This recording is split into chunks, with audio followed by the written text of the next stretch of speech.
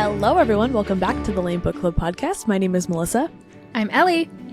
And today we are going to be diving into chapters 7 through 12 of Onyx Storm. And if you guys thought chapters 1 through 6 were good, oh, Nelly, buckle up. There's no lull. They just keep punching.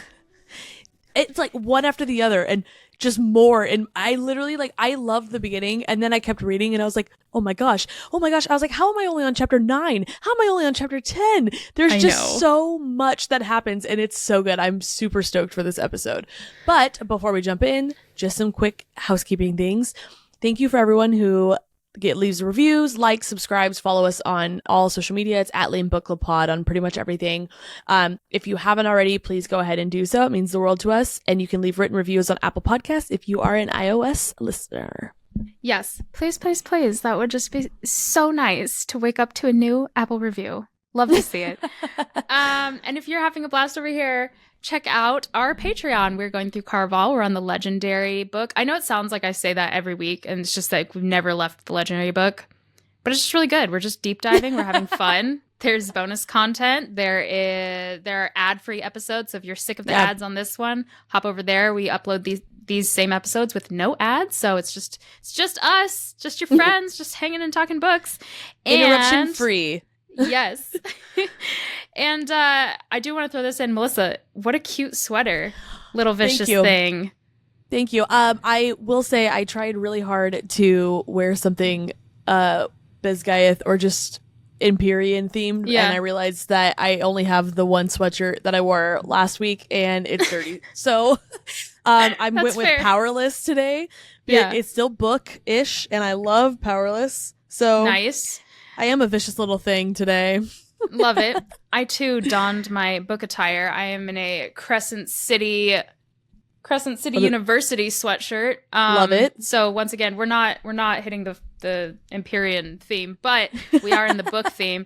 And if you think our sweaters are cute and if you want one of your own, check out the Bean Workshop. They have all kinds of bookish merch. Use our code L.A.M.E Book Club Pod for 10% off your purchase. And then tag us in what you get because I want to see all the book merch. I love it. And then I might get it myself. And they actually do have, there's a lot of Empyrean stuff as well. Yes. I need to just go get some. Yeah, I think I need to stock up for the series that we're doing. We should. We honestly should. That might be a thing. Okay, and last but not least, if you love the L.A.M.E Book Club Pod as much as we love you, consider buying merch from us. We have totes and we have stickers, and they're available on our website. If you're part of our Patreon, you get 15% off.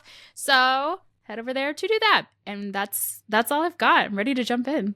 Yeah, well, really quick, just in case you don't know, our website is lamebookclubpod.com. It's just L.A.M.E Book Club Pod. It's just for everything pretty much. But I am so ready to jump in. So why don't Ellie kick it off with chapter 7? I will right after this spoiler warning. Guys, we do in fact have to give you a formal spoiler warning. We are going to not spoil anything outside of Onyx Storm chapter 12. So 1 through 12 is free game. We're going to talk all about it. Fourth Wing's free game. Iron Flame is free game. We're talking all about the previous Empyrean books. But after 12, we don't know. We're not going to say anything. You don't know. We don't know. That's it. Our lips are sealed. So chapter 7. Here we go. I never officially know what to call them, so I just keep saying the gang, because, it's not technically her whole squad, but it's not, her friends even. It's just the gang. Well, it's not, you're right, it's not, the full squad isn't together because Sawyer's hurt and everything. So initially, I am so brainwashed by Sarah that I just want to say, well, her inner circle. But it's not. But it's not. So you're right, the gang. The gang includes Violet's friends and some of Xaden's main squeezes, Riddick, Quinn, Bodhi, Imogen, and then also Marin's coming along now, but she has no idea why she's here. She's just along for the ride. They are on their way to break Sawyer out of his hospital/healer room. And I love the little pep talk that Riddick gives him, which is more or less just like an angry brother demanding that he start acting like a writer again, because that's exactly what he is. And I loved that he just picked him up, gave him the 1-2, and sent him on his way. And it worked. The 1-2. Yeah. It worked because Sawyer was like, let's do it. And this reminded me of something funny. When my friend JR, we were in Scotland and he dropped his fork on the ground. And he was like, Grant was daring him to like see if he could lift his entire omelet without splitting it or something like that with his fork. So in doing so, he drops his fork on the ground. The server like comes around and he picks up the fork and he's like, "Sir, I'll get you a new one." And JR like takes it back. He's like, "No, I'm doing something." And we're just like, God. To that guy, that is such a bizarre comment. And from then on, we've just been like, "I'm doing something" to anything. I guarantee you that server walked away, if not saying this out loud to their friends, thinking, "What stupid American." Honestly. And to that point, I will agree. What a stupid American. This is why we have such a bad rap in every other country, because we do dumb crap like pick up the fork that we dropped and said, "No, I'm doing something," trying to pick up an omelet without splitting it. Okay, that's who we are. The way he said it sounded more aggressive when I just re-explained the story. It was more like, no, it's okay. I'm doing something. It doesn't matter. Was so ridiculous. With or without aggression, it's dumb. I know. It was so dumb. It was so funny, though. I loved it. That is pretty funny. Okay, so back to this. They make their way down to the wardroom, the gang. And I don't know if they gave it like an official name. I don't think they did. They just kind of call it the chamber that hosts the ward. So I call it the wardroom. That makes sense. But in front of the room, they find Imogen, who should have memory erased the guards. But to their surprise, Imogen left the one person standing guard intact. Why? Because that one person is Mira. Okay, I've said this on our... this isn't a spoiler because it's at this point in my mind just a theory, and I said this in our couple episodes ago, like everything you need to know before Onyx Storm. Like, there's a theory out there that Imogen is actually a bad because of her because of her signet, and she is just erasing Violet's memories of her doing anything bad so that we don't know. And when this first happened and you see Imogen and you're like, "Wait, why didn't you take out the guards?" I really thought, "Oh no, is Imogen's this the bad?" like, she's a bad. This is happening. It's the bad starting. And then when they're like, "I didn't think you'd want me to knock out this one," and it was Mira, I was like, Melissa, she's calm a good. down. She's still a good. We're so skeptical. Oh, but our eyes are peeled. We are looking at Imogen. I'm not sure about her because that signet seems too strong to me. Bet your bottom dollar my eyes are peeled watching every move she makes. Okay, so Mira puts up little to no fight, knowing Violet would just keep trying if she weren't there. So instead, she decides to help them, which is, I think, the right move. Well, and it's not even like she put up little to no fight. She sent the other two guards home because she thought Violet was going to do this. Yeah. Like, she expected her. Yeah. Inside the wardroom, Brennan is also waiting, knowing Violet would have tried something like this. So both her siblings are just like locked in. They've got her pegged. He's prepared to mend if anything should go wrong. Everyone gets a task to make this rune disc adhesion thing as swift and efficient as possible, and to no one's surprise, it works. Marin is able to wield, which is why she was brought along, and Violet is now trying to cover their tracks so they don't get arrested for treason. I was trying to figure out why they were bringing Marin and not taking her, or not telling her, like, this whole time. In about 4 sentences before it happens, I was like, oh my gosh, Melissa, you're a dunce. They're just bringing her to see if this works. But I'm like, this whole time, I'm like, what is... Because we don't... I mean, even though Violet knows what's happening, she doesn't cue us in as to what's going on until it's actually happening. Unless you're a lot smarter than myself and can figure out exactly what's going on. Kudos. Props to you. I have to be honest, I did not figure it out. Even when Marin was wielding, I was like, why did they bring her? And then it came to me. I think I'm below average on that catching on to what's going on spectrum. Okay, so she's asked the Flyers to keep their abilities to themselves, but tasks Kat with passing this new information to her uncle Takaris, putting peace negotiations back on the table. It is within 20 minutes of passing that information to Takaris that Colonel Aetos walks in and charges Violet with treason against the Kingdom of Navarre. Ooh, this was dire. Okay. I love that we talk all about everything that happens in this book, but like still try to have a clean podcast because, you know, you never know who's listening. I'm a mom. I have kids. I have podcasts playing all the time. Like I appreciate when they're clean. and all that stuff. Yep. I am about to curse, so fair warning. Aetos, and I think this is the lingering frustration from Varys. The only way to describe Aetos, Colonel Aetos, he is such a little bitch boy, and I hate it.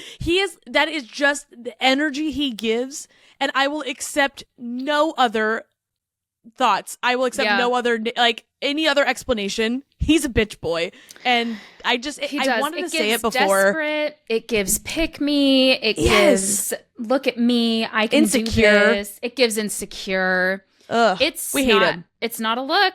I'll say that. Amen. So I just do want to backtrack just a tad bit.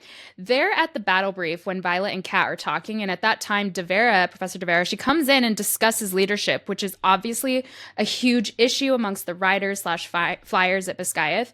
And when she announces who will maintain leadership, it's really clear, like crystal, that Violet is very relieved because she says, "Oh, thank gods."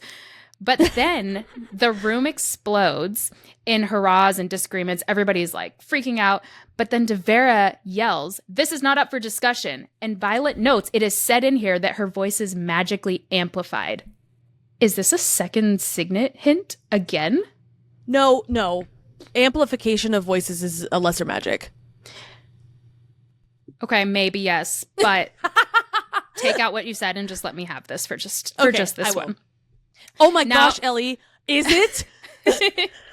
Now, Devera's Signet is still unknown, obviously, so maybe she's just like the boomer guy in Sky High and just projects her voice. There's obviously a lesser magic possibility as well, but it could also be that Violet amplified what she wanted to hear, so... I'm going to be so honest with you. There is about a 1% chance in my mind that that's what happened. And a 99% chance that Devera just amplified her voice using reading the book and seeing what I want to see. And that's the explanation for that. And I'm love that for on you. Hope. I'm having so much fun listening to this. I hope everyone else is too. Chapter 8. So this hurt me physically in response to the treason thing. No, we have to be serious. Oh my gosh. We have to be serious. Dane says, "Dad?" And Colonel Aetos looks at him in the eyes and says, "I have no son." I felt like that sealed the deal for his death in this series. You don't unclaim your son and live in any book in my world. Amen. That's not going to happen. Hey, not in a fantasy world. No. You know what? Slow clap for that thought process coming together too. Knowing that he is assuming that he is going to die is one of the driving factors at this point of me continuing to read this book. I hate him so much. Well, it's so annoying that you hate him, and I love that I hate me him too. Because a good, really hated villain makes a book so good. Doesn't it?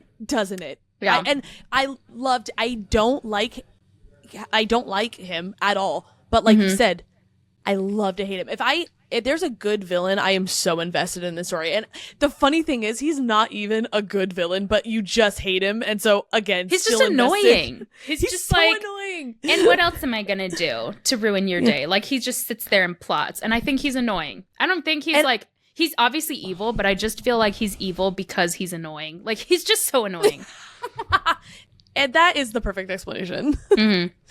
So Colonel Aetos takes Violet to the scenarium to discuss her fate, and Xaden is waiting amongst the panel. He speaks to her mind to mind, and I'm going to be so honest. I would lose every single one of my marbles if this was me. My ADHD does not play well when my husband's just talking to me when I'm like on the phone and he's saying things to me. I black out. I'm so angry. And I could not imagine. They would think I was clinically insane because I would be sitting there like staring at all of the other members. Xaden would be talking to me. If one person said something, I'd be like, "Shh, hold on. Shh."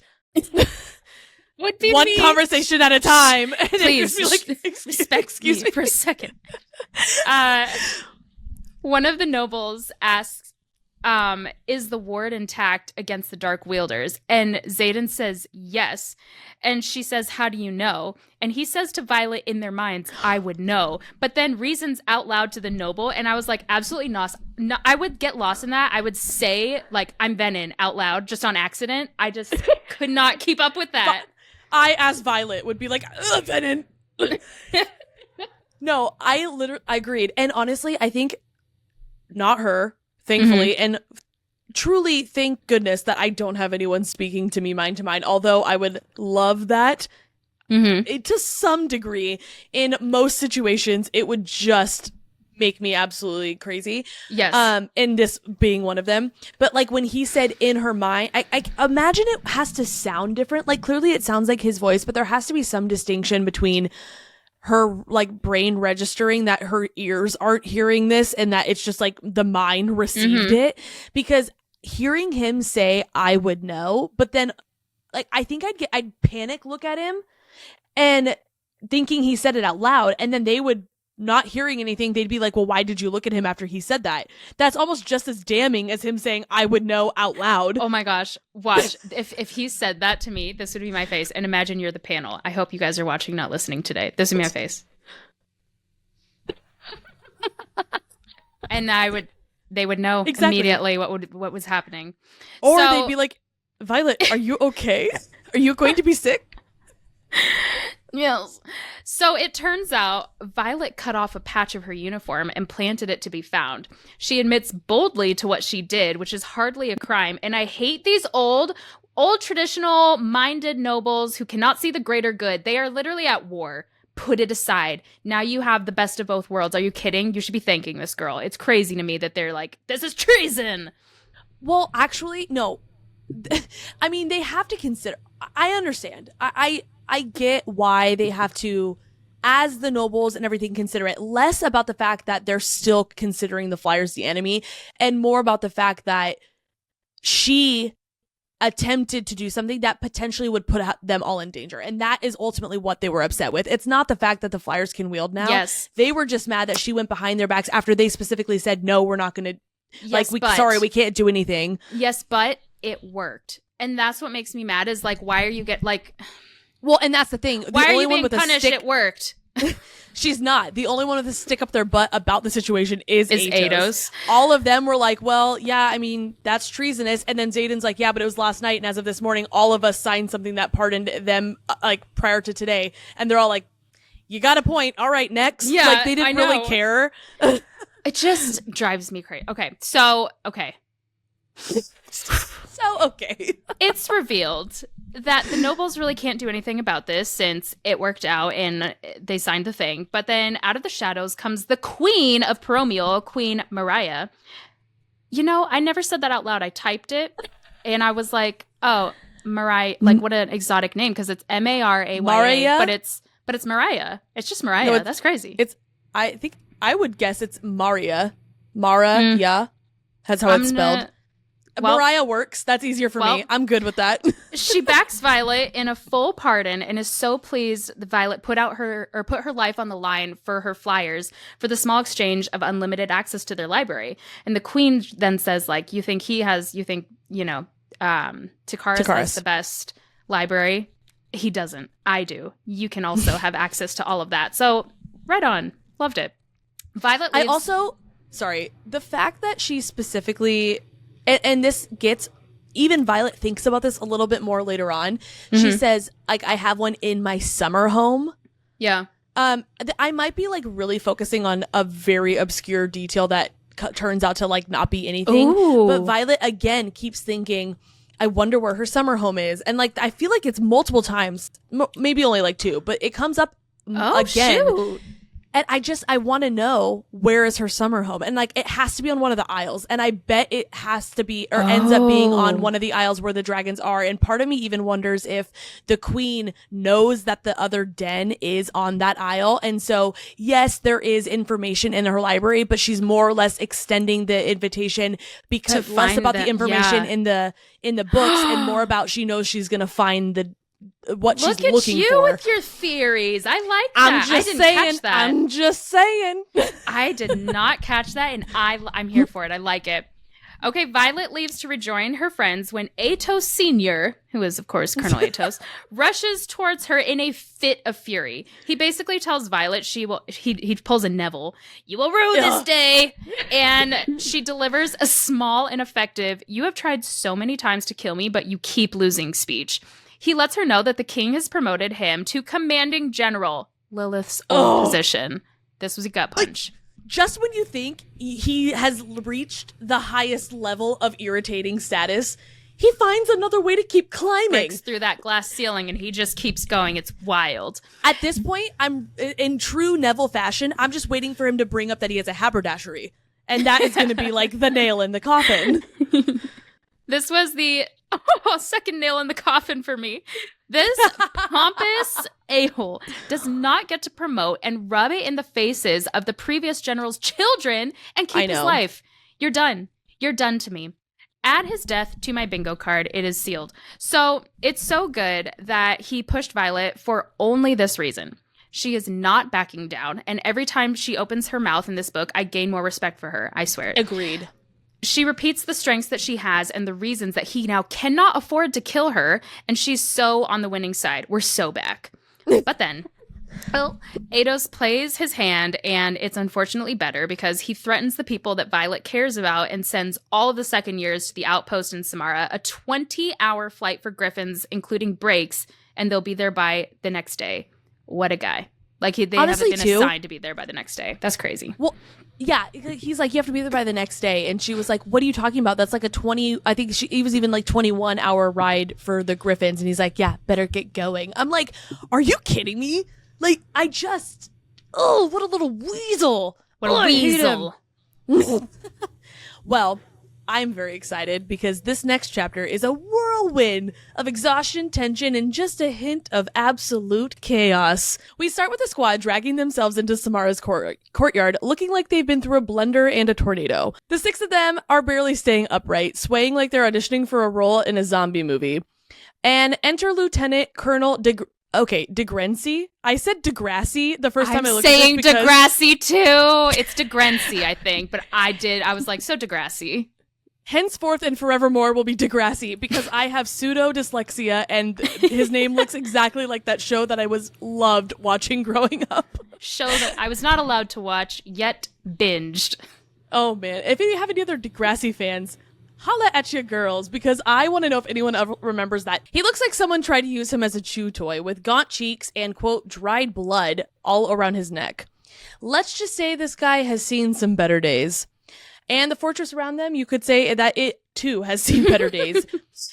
Before a wyvern decided to make a dramatic entrance and take down a quarter of the western wall. And I love that Andarna, in the middle of all this, like, Samara is not doing well. People there are not doing well. Yet Andarna still finds the time to make the little quip about how, like, clarify that wyverns are not dragons.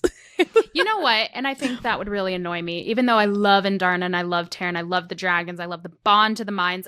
The fact that they can talk to your just thought process. Do you know how many things I think that are wrong in a day but outwardly correct them so that they're right, but start off wrong and I have to kind of work if I was corrected every time I thought something in my own mind, the safe haven of my own mind, the disrespect, I'd shut that down real quick. I know for a fact that if I was bonded to Tairn, he would regret the decision within 2 months' time. 2 months, One might that's say it. He would rue the day. One might say he would start his own haberdashery instead. I literally, like, exactly what you said. I have so many thoughts about everything all the time, and a lot of them are not accurate or just so out of left field and random they make that their way there. By the time they exit my mouth in a formed thought, they're there. But prior to, it might take 10 tries more, and to have a little dragon be like, that's wrong. That's wrong. Also, that's Closer. Wrong. Warmer. Colder. You're wrong thought process. Couldn't All do right. it. Well, and then we get another little moment of humor from Andarna, clearly the most informed member of the squad, the gang, as Ellie says. She's, quote, I'm the only one who slept on the way here. She's like the only one who's fine. That was also really funny, though. I will say that would make me laugh. I would also be laughing out loud for no reason often, I think, with these two dragons in particular. Yeah. Meanwhile, Violet is just trying to get Andarna to keep her harness on because when you're in a war zone, fashion is secondary. Tarin quips that she needs to, quote, fly farther and in a grumble, as always, because apparently they've hit peak grumpiness. Now, Degrassi gives them the rundown. Fighting is over, but the perimeter fell. The enemy got inside, because why wouldn't they? And then there's some serious venom action happening. Casualties are worse beyond the wards, and things are about to get a whole lot worse if the enemy then spots her dragon. He also drops the bombshell that, despite the fact that they were sent here as, quote, cadets, he refuses to send them into battle. And honestly, I sighed a breath of relief when he said that. We needed someone to give them a break. That was wild. Aetos is clearly not cutting them any slack. No one, the writers of the Navarre, people who stayed in Navarre, are not giving them any slack. Thank God Degrassi did. Like, they just needed someone to help be in them their out. corner. Yeah, yes. That was wild. That's too much. He says, and quote, "I am not apt to sending cadets into battle." And that, again, just thank you. As Degrassi readies to leave, he tells Violet, quote, "Do me a favor and ask that dragon of yours to stay out of sight." Violet responds saying, "Yes, sir," but is secretly wondering if Tairn is ever going to listen to anyone. And spoiler alert, he is not. Except in this case, he does hide. But just generally speaking, no, he's not going to listen to anyone. Then we shift to what I consider the best part of this chapter. The heart-wrenching news that Marin's village of Newhall is under attack. Marin, sweet Marin. Nothing actually Everyone's has been said about this. Yeah. Nothing has actually ever been said about this. But based on what I've gleaned and what a large portion of me just assuming, Marin is like the little bird of the group. She's not weak and defenseless, but everyone just loves her. And she's an easy friend. She gets along. The pure one, the good one, the one that good things should be happening to. She's the Snow White of the group. She sings to animals and everyone loves her. And so for her Rebecca really knew what she was doing to make her the one that isn't directly under attack, but her family is, and she's so hurt by this. Ugh, she's good. It's like, I'm going to try to relate this. You know, in The Office when they're doing the murder mystery and Dwight's like, it's the one it's the one you most medium suspect. It's not one of Violet's friends that I love the most. It's not one of Violet's friends that I dislike the most. She's just the most medium. But I adore that about her. And then, so it cuts deep when it's her. The real drama happens when the officers walking by drop cold truth that the attack on Newhall is not something that they are going to help with. It's too small of a village to risk casualties over, and even if Marin's family is there, quote, "Not all of us wield lightning," says the major. And this really sucked, I think, because we love, like you just said, we medium love Marin, but like we want we don't want her family to be in trouble, and like we feel for her. We can palpably, at least for me, felt like the sadness out of the entire squad that was there. And at the same time, I also understand the logic behind why they're not going to help. I know. I understand why they all want to, because they have a direct relation with Marin and she has family there, but not every single person at that outpost does. And it is a relatively small village, and they need every body and dragon available to fight the greater enemy. I liked Violet's immediate, just gut reaction was, I would go if Mira and Brennan were there. There would be no stopping me. And so she's like, let's just go. And I liked that. Exactly. No, exactly. And I totally agree. And I'm glad that they care enough about her to not throw their own safety and everything to the wayside. I'm just saying this isn't one of those situations where I'm like, you guys really missed the mark here. You really should have gone and helped. I do strategically and from a military perspective understand why the entire outpost didn't send anyone to do anything about it. That's all. But the major clearly has zero patience for any moral dilemmas, because he responds like a true bureaucrat, saying, quote, "If you don't pick up strategic concepts in your third year, then you'll certainly learn fast once you graduate." Yikes. And again, this just adds to I get it. It's a very heartless response, but necessary in the war as a whole. Yeah. But like we said in classic squad fashion, they vote to go save Marin's family, even though it could end catastrophically. It's a really thoughtful vote, clearly, and everyone is in, including Ree, who knows this is probably a terrible idea, but it's happening anyway. Let's go be of use, she says, like they're not about to jump straight into a war zone. It's fine, I'm fine, everything's fine. All in all, this chapter is a wild ride of grumpy people, bad decisions, and the undeniable urge to do something, even if it's probably the wrong thing. And now the squad is about to risk their lives for Marin's family, because that's just what you do when a situation is this messed up. And, all right, chapter 10, you guys, I'm so excited for this one.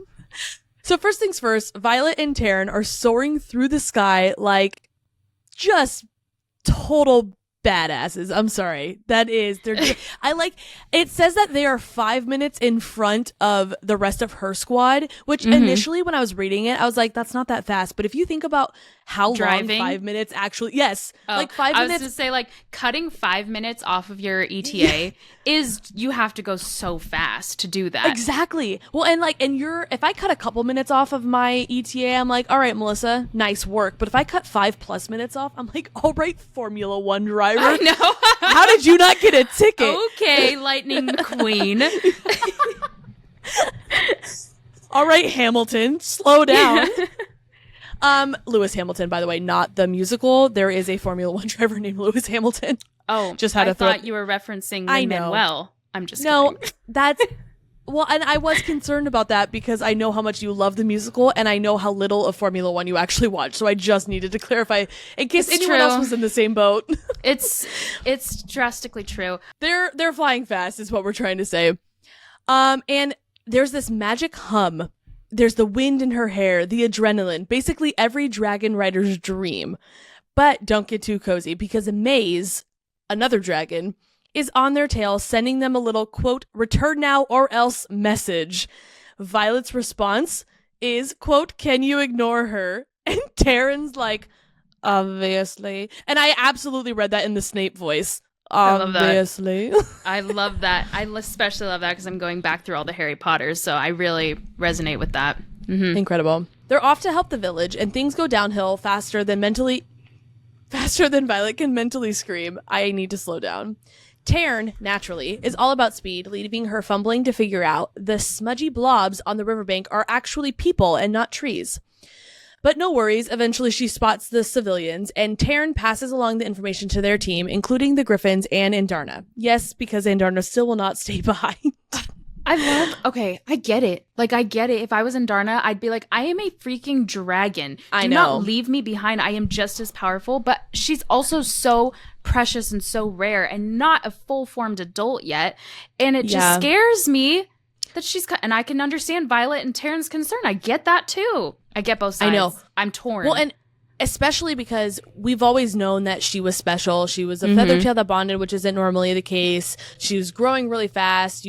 Her scales were like, mostly we thought she was black, but then like sometimes Violet, like all the things. And then it wasn't until the very end of Iron Flame that she's always been precious, but now she's not just precious, she's valuable, like more so to, not even just valuable to Violet, she's valuable to the entire world. Yes. Yeah. But that doesn't mean that she's not still a snarky teenager who doesn't want to help. And she's a powerful freaking dragon. It's not like she's also just a person that's, hey, I want to help. I can do something. And you're like, well, you're kind of, outmanned. She's a dragon. She can do something. That just stresses me out is all I'm saying. It stresses me out. That's it. I agree. Well, just when you think, okay, maybe they'll make it to the village without something bad happening. Boom, wyverns. Boom, more wyverns. No, they can't actually make it without anything happening. There's 3 of them. Because apparently 2 wyverns wasn't enough for a good battle. Violet is not thrilled, but she's not a total amateur either. She starts throwing lightning around like it's a light drizzle, just casually flinging wyverns out mid-flight. Just boom, you're dead. It's like Oprah giving up gifts. You get a lightning bolt. You get a lightning bolt. And of course, nothing is ever actually that easy. Tarin's tail cracks wyvern bones like a turkey leg on Thanksgiving. And Violet don't understand that imagery, and I need you to back that up. Cracks like the wyvern bones like a turkey leg on Thanksgiving. I guess maybe it's not the turkey leg, but the wishbone at Thanksgiving? I do. Yeah. That's more or less what I was going for. Understood. But a turkey leg on Thanksgiving I'm just like, had a little bit more. Tell me about your traditions if you're just who wants to break the turkey legs. Who's snapping the turkey leg this year? It was Grandma last year. Who gets it next? I don't know. My Thanksgivings get wild. Apparently. And Violet misses another strike because wyverns are moving so fast. I will say, too, that's one thing that was a little bit interesting for me reading this is that we learned that wyverns are actually faster than dragons. And I don't know why that surprised me. I would have expected them to just be equal, if anything. I actually thought they'd be slower, but I'm not even going to speak to that at this moment because I think you got it covered. The one thing that bugs me is that Violet still, and I'm saying still, it's only been a couple months since even the battle at Navarre, but like it bugs me that she hasn't developed her signet enough to just be able to channel her lightning and like and use it just raw, like just do what she without wants the with conduit. Figure it out. Yeah, like, no conduit. Yeah. And I don't know why that's bugging me so much. I feel like 3 books in and she should have that thing mastered, especially before a second signet, because we know we're going to get that eventually in this book, Lord willing. But I just feel like she should have that like nailed down so that the second one's what she can focus on and try to figure that out now. So I don't know. That's messing with me. It's funny because I never really cared too much or even like thought that much about it. I've just accepted it. It's like, yeah, she has a really powerful signet. It takes longer to control and I've just rolled with it. But now that you mentioned that, I too am irritated that she can't just control her signet already. Yeah. Well, because it freaks me out because she's limited to the condo. If she doesn't have it, then it's like anything can happen and we're scared. So I hate that she has to have that extra little object rather than just her raw power to take down the enemies. Move on. That's it. Well, you know what really yucks my yams about this situation? It's that it was a trap. I know. This whole thing was a trap. And I don't know why. That made me angry. Like, viscerally angry. No, I think it's when I was reading this. It made me angry too. Because they are just trying to do the noble thing and save their friends' little brothers and parents. Yep. Like, they're doing the right thing when no one else would. And what do they get? A trap. Like, but that's exactly it, Melissa. That's exactly it. They knew that they would come. So it's the trap. Know. But it's less about them even just coming and more about knowing that all of this was set in place just to lure them there. I know. Like, at that's the what expense makes me angry. Of lives. But that's the thing, Melissa. That's the trap. It has to be that. They wouldn't come if it was like, I sent you a letter. It's a trap. It's not really from this person. It had to be this dire. Which is crazy. Yeah. It's crazy. But I hate the thing. I hate that that's the thing. And I know. Well, let's just buckle up, you guys, because it gets even... My jaw was on the floor reading all of this. The silver hair venom, the one that we decided to tuck away in a little box and save for later. Yeah. Open up that drawer, you guys, because she's back. It's her. Is waiting for them. And guess what else? She's wielding lightning. No, because I did not like this plot twist. I loved it, but I could not stand for it, you know? Oh, wielding lightning. Feet on both sides of the line. Furious, intrigued, angry, excited. Can't handle it. I was actually, believe it or not, mostly just thrilled. I know she's bad, but I was so excited for what that meant in the development of this war. Well, it just opens up so much because it's like, I know what little thought that we thought we knew about venom. Throw it out the window. We know nothing now. Ever start from square one because this just changes everything. She's channeling something. She has a signet. Well, it's crazy. It's not just that she has a signet, and now we know that they can wield. I guess like up to like once at a certain level, but it's the fact that she looks like Violet, like has her hair and everything. She has Violet's signet, and like she summoned them. So who could have seen that coming? Not us. We're just girls. Let's bring this back. Do you remember when they said one of the cadets said like, "Oh, it's been so long since we've had a shadow wielder and a lightning wielder at the same time." Well, now We know that there's another one. So whatever this chosen situation is, could this venom actually be the one that they're referencing? That's crazy. Could they? The amount of times I've said crazy in just this episode. It's crazy. It's crazy. As Violet and Tairn try to keep their heads together, literally because they're like squished together, they're thrown into a tornado. The amount of times, I know I kind of like joked about them looking like they've gone through a tornado. I did not expect a full-on "we're not in Kansas anymore" situation with a real-life tornado. That was not on my bingo card for what's happening in this book. I had to actually read this page twice because I was like, why are they spinning out? What they actually meant a real tornado? I kind of thought they just meant a tornado of happenings around them. So the fact that the weather on top of that was Tennessee level bad, couldn't even fathom this. Well, and as Bluey, for all of my moms out there, as Bluey says, this is for real life. It's an actual tornado.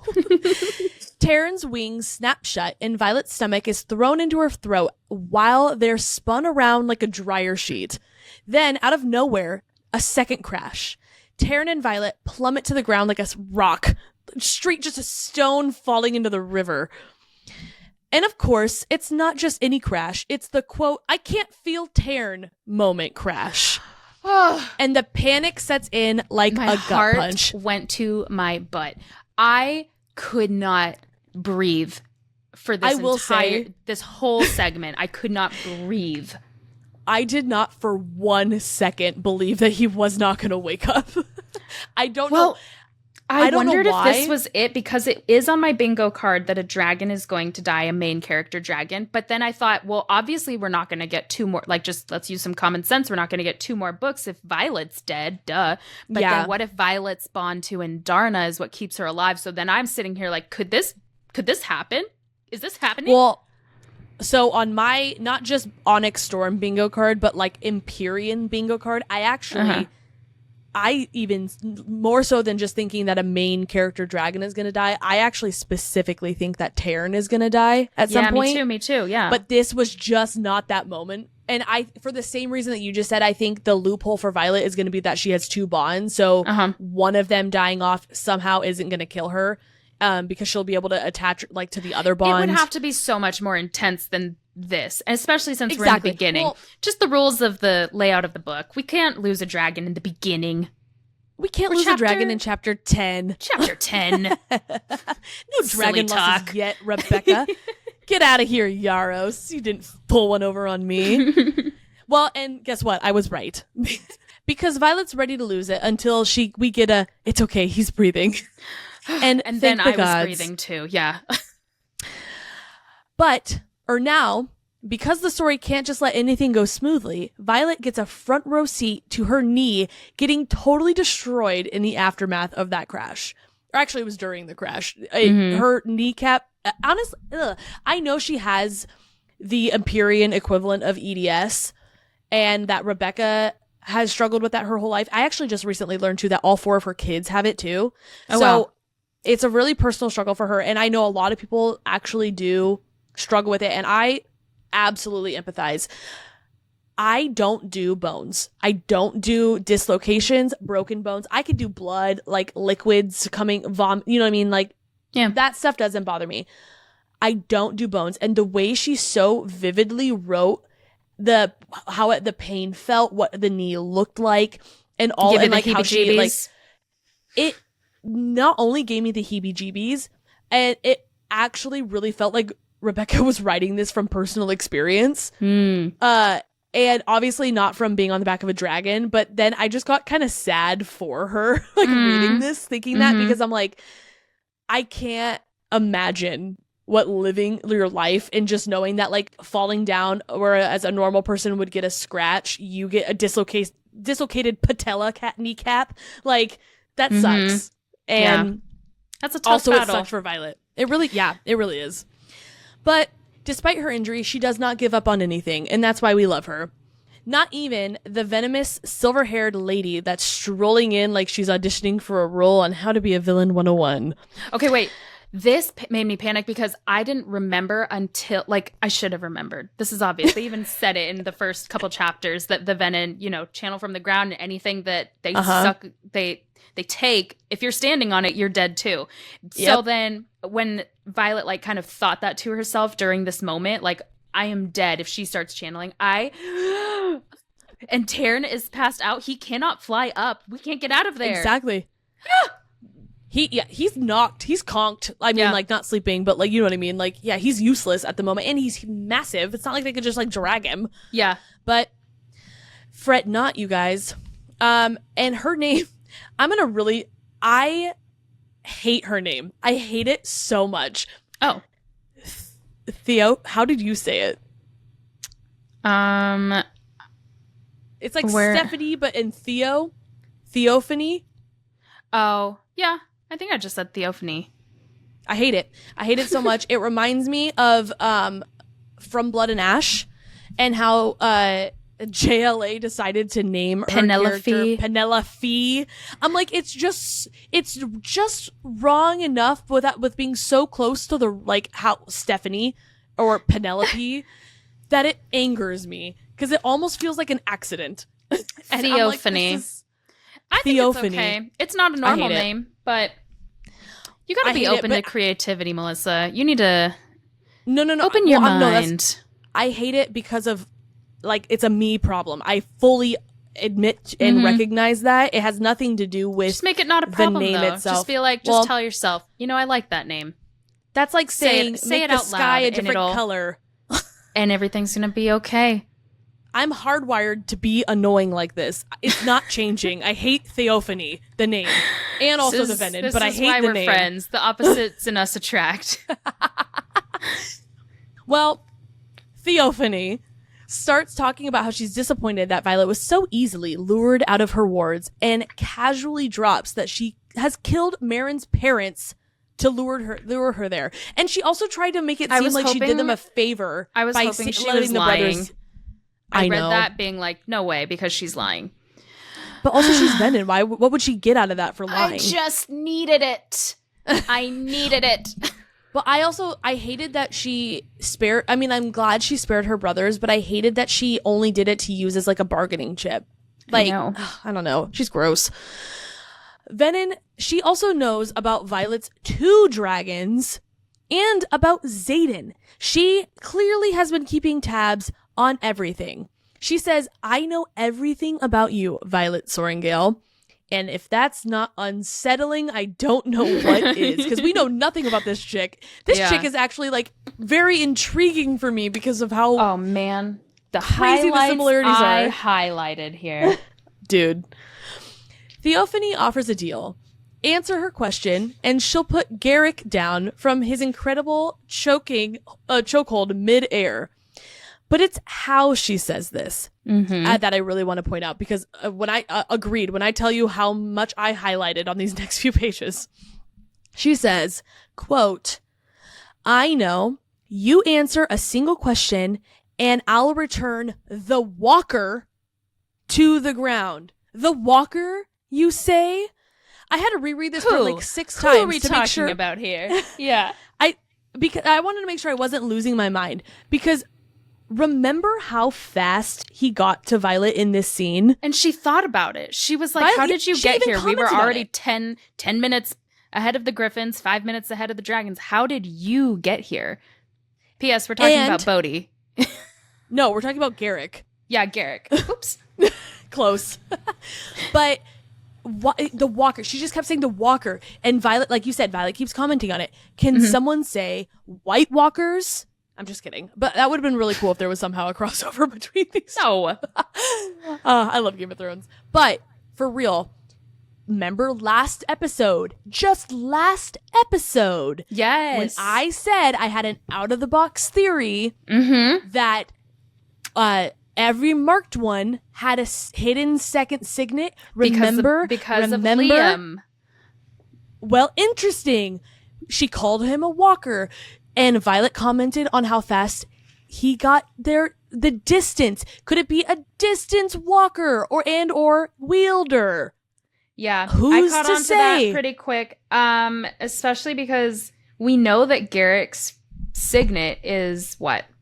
Well, we learn in this same, like, scene, essentially, that we've waited 2 books to know what this boy actually does, like Signet wise, and just casually, it's off, like in an offhanded comment, it's mentioned that she, his first Signet, which is like wind wielding or something. Mm-hmm. But it's just so funny.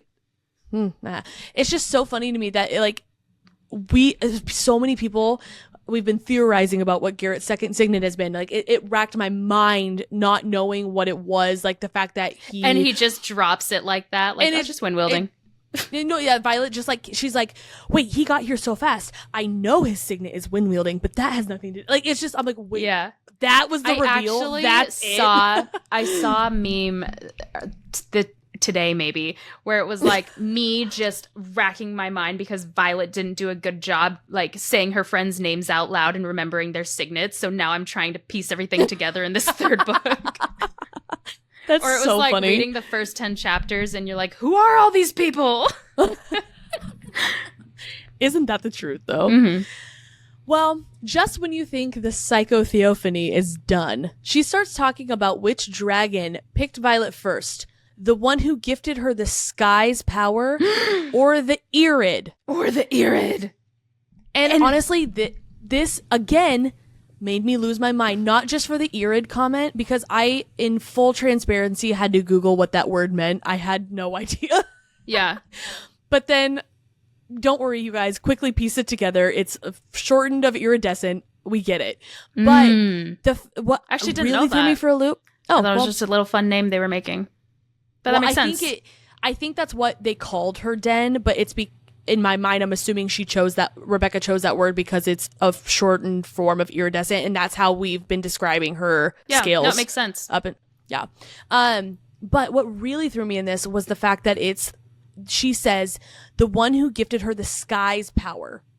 Because another theory that's been floating around that I've heard is that Violet doesn't actually have her Signet isn't actually lightning wielding. It's the power of the sky, and lightning is how it's manifested so far. And honestly, the first time I heard that, I was like, get a break. Could we tie that to why she hasn't been able to technically control her lightning yet, and why she needs a conduit? Because lightning is just a small facet. She's controlling like the whole sky. Quite possibly. She's just channeling one piece, it's not working, maybe? That would absolutely make sense. Yeah, totally. Would totally can too. But, like, it's the way that she words things, like the fact that she knew that Garrett, and we're about to touch on this in a second, and so I'm not spoiling anything, but like the fact that she knew that Garick had a second Signet, and not just that he had one, but that he was a distance wielder. Like, and the fact that she knew all these things that she really shouldn't know. The fact she uses her words very carefully. So when she said power of the sky instead of saying the one who gave you lightning or the Irid. Yeah. So I'm like, all right, the theory that I didn't give much credit to. We need to go back and highlight power of the sky is what you're saying. We need to lock that in a box. That is our next. Do. Explain that one to me. Very interesting. Yep. I like your takes. I like them. Thanks. Thank you. Well, we have 2 more chapters, you guys. Really, so let's jump into chapter 11. But first, before we do, we need to read the excerpt at the top of this chapter. Would you like me to? I have it pulled. It's fine. I have it written down. Oh, perfect. But you're all good. It says, and I quote, "In the hope and excitement, this new development of the bonds between dragons, griffins, and their human beings, I wonder who has stopped to contemplate the nature of magic's balance. Do we not risk the equal rise of the very powers we seek to wield?" And this was recorded correspondence of Nerali Ilin, commanding general of Cliffbane's fortresses, to Lyra, the deputy commanding general of Bezgaya's war camp. There are so many things we need to talk about here, but the biggest reason I wanted to talk about this is because we just got Theophanie and her, all of this information from her. We know her about her, and then we get this excerpt talking about balance. Does that mean she's the Venom balance of Violet? She looks like her. She wields her signet. Does every signet that is powerful out there have a counterpart of venom? Wait, but then that's what I was wondering. Venom, so that's exactly what I was wondering. I'm like, help! Does that mean that there's a venom version of Xaden, and what would happen to them if he is now venom? Like, my mind is so all over the place, and I'm like, Melissa, calm down. Are you being absolutely crazy right now? And to that I counter, no, Melissa, you are not. This feels so intentional. Why else would that be put exactly at this chapter too? Like right after we get all this. This reminds me of the movie Us, that Jordan Peele movie, where essentially every person had a doppelganger that lived below the ground that was creepy. Yes, yes. Exactly. That's exactly what. Okay, thank you. I couldn't remember the name of that movie, but I know exactly what we were talking about. That is exactly what I'm thinking. Dude, that's crazy. And then I also want to comment on this. I don't really have a full-fledged like thought process on it, but it feels like something that we should know and lock in a box. The fact that this letter came from the general of the Cliffbane Fortress, which, if we remember, those are the flyers. That is from. I think Cliffbane is in Poromil. It doesn't matter. It's in not Navarre. This person is the commanding general of the Flyer Academy, is essentially. But they're writing a letter to Lyra, who was one of the first 6. And I just don't know the timing of when this was sent, because I think they were enemies. Like, okay, at this you ready? point. So Cliffsbane resides in Zolia. It's actually on the map. It's just very tiny Zolia. in parentheses. Okay. And it's actually in the Breivik province. But I believe that's still Poromil. Yes. Yeah. It is. It's still like the enemy territory. But the thing is I'm just trying to figure out when this letter was sent, because I feel like there's a fairly good chance that it was sent after they were already supposed enemies or understood enemies, in which case I'm curious why the general of the academy would have been writing to one of the first 6. So again, I don't have any thoughts on it. Something that I caught my eye, and I want to mention that we need to put that in a box for later.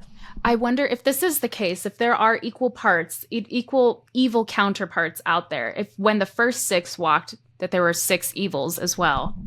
Potentially. And that's written down in some kind of records that are maybe hidden in the summer library. All right. 6 evils. All right. Well, this chapter opens with Violet being her usual sarcastic, self-preserving self, fighting the urge to panic as she faces down Theophanie again. Or still. AKA the most terrifying woman since the invention of bad decisions. Theophanie, in case you're all wondering, is fully aware that Andarna is a super special type of dragon, an Irid scorpion tail. Violet, naturally, is having a minor existential crisis while also trying to not look like she's about to piss her pants. Theophanie isn't all talk, though. She casually summons a wyvern, because why not, who plucks her off the ground in its grubby little talons and flies off with her like she's a rag doll. But just before, this whole scene, honestly, in my head made me laugh, like, reading it, because the way I said it is exactly how I pictured it. I pictured it being a little bit more villainous and graceful, but I like your imagery. I don't know why none of it was graceful, and that made it just funny.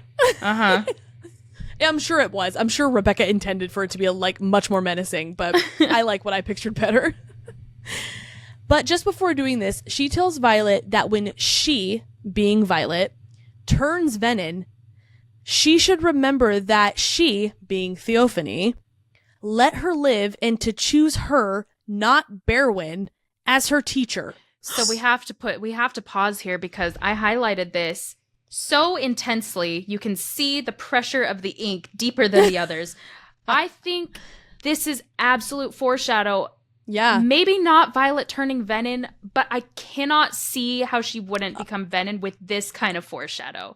It just really seems to me that she's going to end up meeting Berwyn at some point and coming face to face with this decision of who do I choose as a teacher or something. You don't just drop that sentence and then it just doesn't evolve into anything else. Something's happening.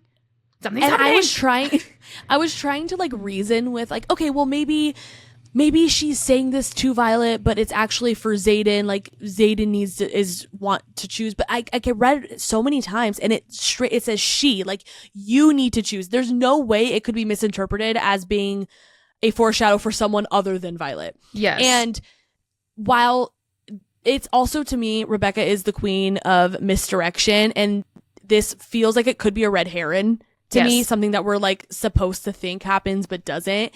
And I'm wondering if that's the case, like that could just be like that Theophanie is just so confident that she will turn venom or something without actually it being what ends up happening. But we got to dig deeper because there's more to this. So the next highlight I have, Violet says, why would I do that?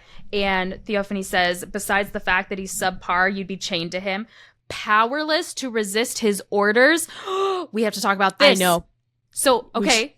Anyone under these teachers could potentially be powerless to resisting the orders of the teachers. Exactly. Does this point to Brennan in that rune? Is Brennan a bad? Powerless to resist the orders of the teachers? What happens to Xaden if he has to... He's not necessarily full-fledged Venom, even though he is He's Venom. Still initiate.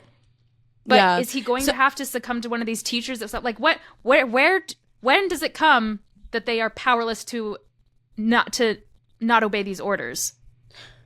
Well, I think it's once they have one. So, like, I'm not concerned for Xaden because he hasn't even seen another Venom outside of the ones he's killed, Jack Barlow, and the general that he also killed. So I'm not worried about him being under anyone's control, at least yet. It is interesting, though, that you bring up Brennan, because we've talked about this on previous episodes, but I'll recap really quick just in case someone else hasn't heard this theory or hasn't watched any of our other episodes. But I 100% believe that, or wouldn't be shocked to find out that Brennan is maybe not Venom, because I don't think Brennan is Venom, though. I guess that's I think he's almost the equivalent of maybe a wyvern or something, a created situation a human because wyvern. Of the rune. Yeah, like but something that has to obey.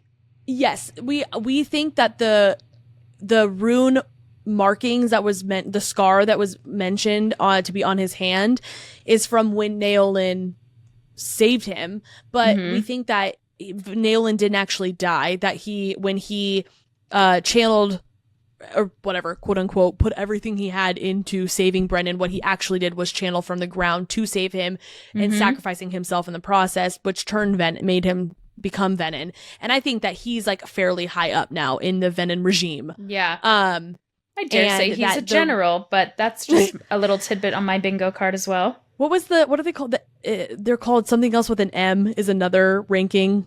Mage. Maven. Maybe a Maven. But all that to say is we think that I wouldn't be surprised, exactly like you said, like he's powerless to any direct commands from Naolin. That would be really interesting. I wish they could just capture a Venom that was willing to share all the secrets, because I'm ready for the answers. It's chapter 10 and this is enough. I need to know exactly how this works. But then let's move forward to the next sentence. She says, Theophanie, I'll let you keep both your dragons while giving you what you want most in the world. So we know too, Venom can stay with their dragons. Well, obviously, because Xaden is still bonded to Sigale. Yeah. But is this a choice thing? Do the Venom then choose to keep their bonds even if the dragons want to sever? I'm so confused. There's so many questions we have. Let's just keep reading. Yep. Well, in this next little bit is where we officially confirm that Garick does in fact have a second signet, but Violet promises to keep it to herself and not to tell anyone. And honestly, I really liked that because, I mean, Garick risked exposure to come and help. And we love Garick. I mean, like, we don't get that much of him, but like, I like him. Like, he's a decent enough fella. He's cool. I appreciate kosher. His character. Yeah. He's Xaden's bestie. I love that for him. And so I thought it was sweet, like this moment that they had, even though it wasn't, I don't think it was supposed to be like a really tender moment, but I took it as one. You know what I do like though, as well, real quick? You know, in Princess Bride, when Inigo Montoya is fighting Wesley and they're like, I have a secret. I am not left-handed. And they flip and fight with the other hand. They're way better.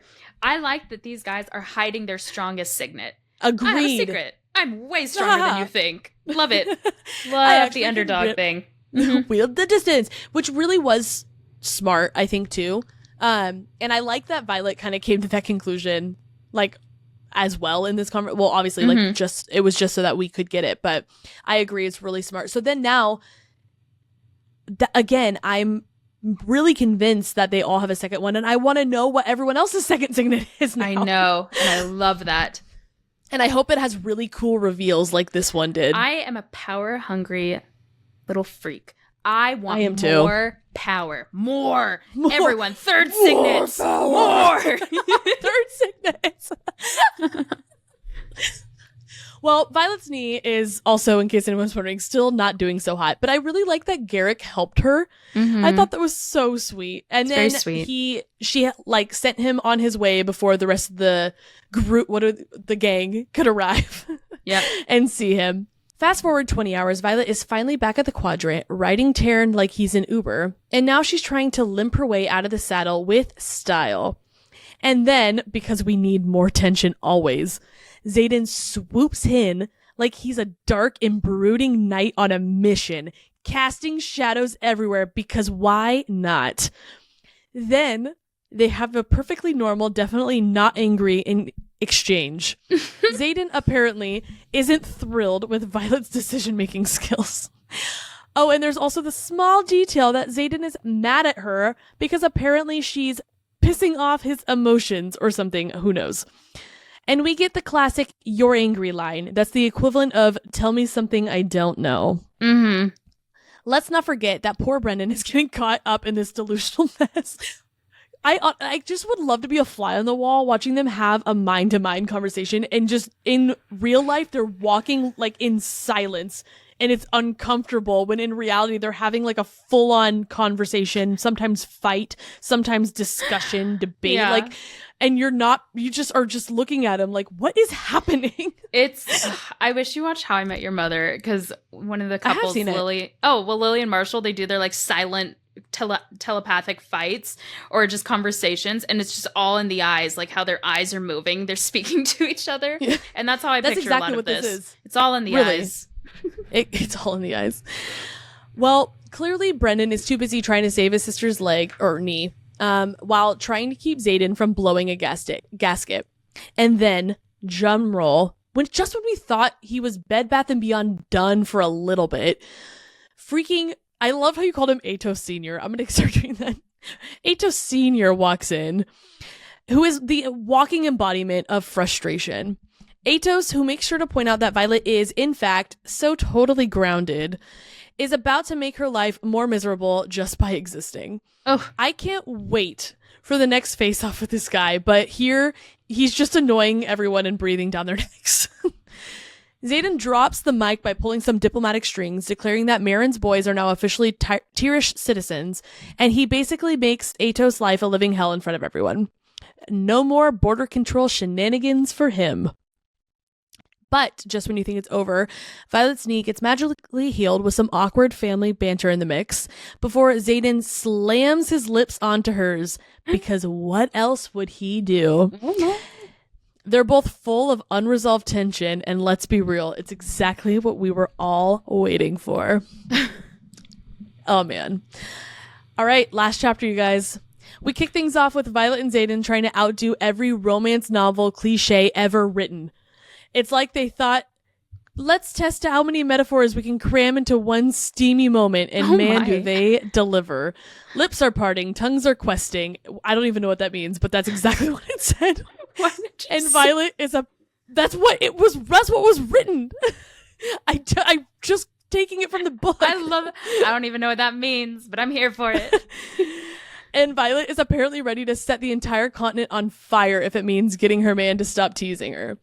A key quote I wanted to point out from this little area was, quote, "Xaden, I need you." Translation: do it now before I combust and take this table with me. But of course he pulls back that I'm tortured and dangerous, he pulls back with that I'm tortured and dangerous and I don't trust myself energy. And I get it. But also, is this Twilight? Are you just Edward now? And I love that you made that Twilight reference in the last episode because I knew that I had this in here. You know, I think a lot of people compare every book to ACOTAR to be like, oh, is this the new Tamlin? Are we getting swindled like SJM would do to us? Not me. I compare everything to Edward, Cullen, and Jacob. Twilight only. All referencing.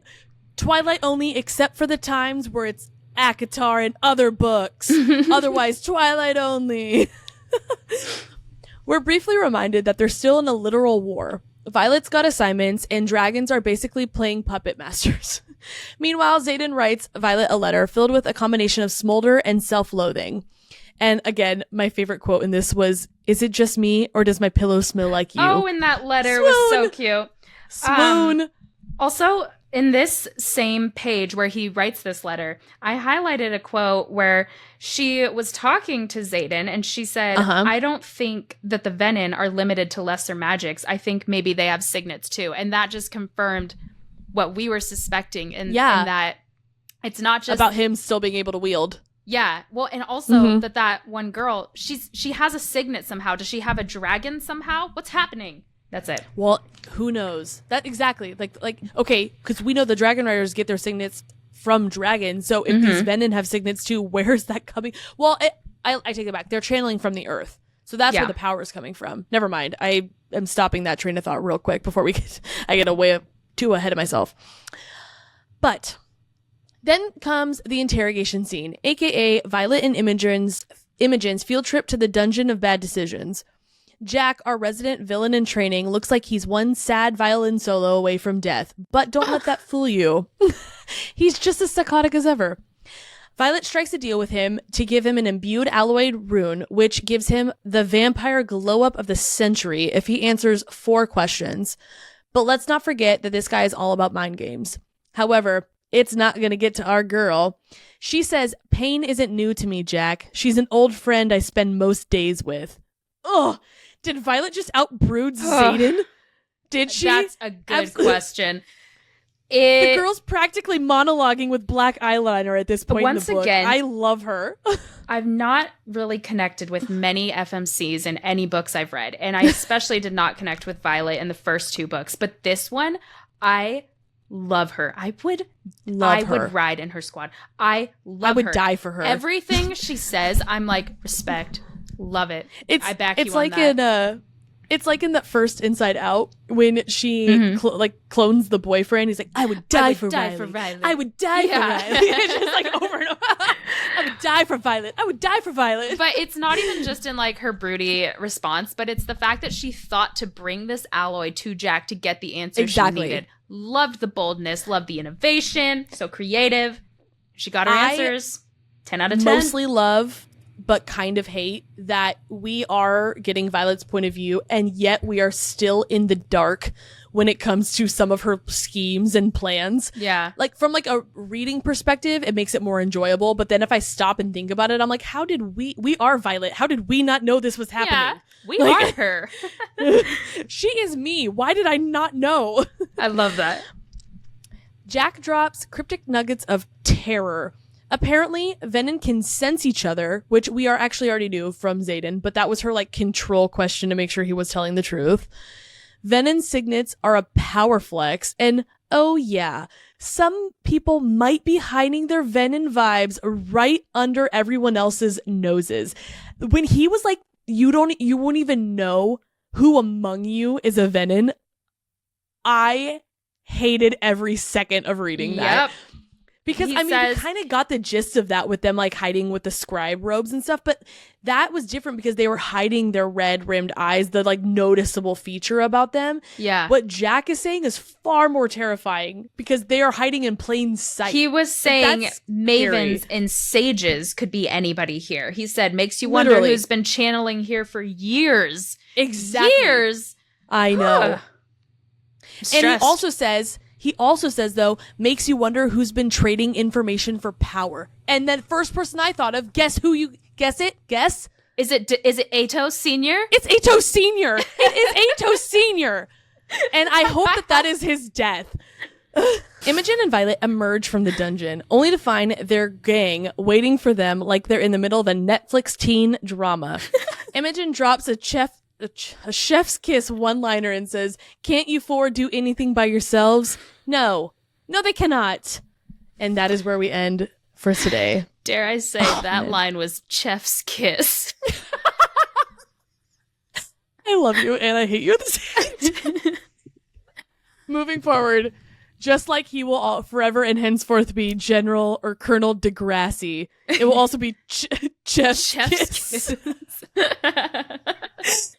All right, well, I hope this episode was chef's kiss for you guys. If you like it, don't forget to leave us a review, follow us on all the socials, comment, let us know what your thoughts are. There was so many things happening in this little 6-chapter segment of this book. Yeah. Oh, and if you're on the Patreon, hop over to our Discord because we're actively talking about the chapters we just read. No spoilers.